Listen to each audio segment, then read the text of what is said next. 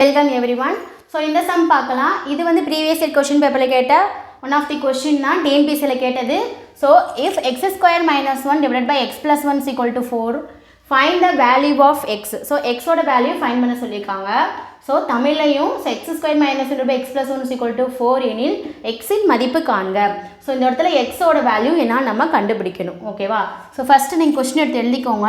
x square minus 1 divided by x plus 1 is equal to 4. So இது எப்படி இருக்குன்னு தெரியுமா? x square minus 1 square formulaவா? So nothing but a square minus b square formula என்ன?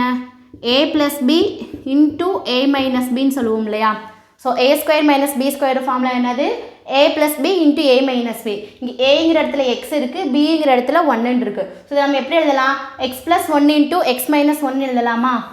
So x plus 1 into x minus 1 divided by x plus 1 equal to 4. ஓகேவா? So x plus 1 cancel ஆயிரும். So x minus 1 is equal to 4, x is equal to 4, இந்த minus 1 equal to அங்கிட்டு வரப்ப plus 1 ஆயிரும். அப்போ x ஓட value வந்து 5 வரும். ஓகேவா? ஸோ இந்த சம் ரொம்ப ஈஸி. ஸோ நம்ம டவுட்ஸ் இருந்துச்சுன்னா கமெண்ட் பண்ணுங்கள். தேங்க்யூ.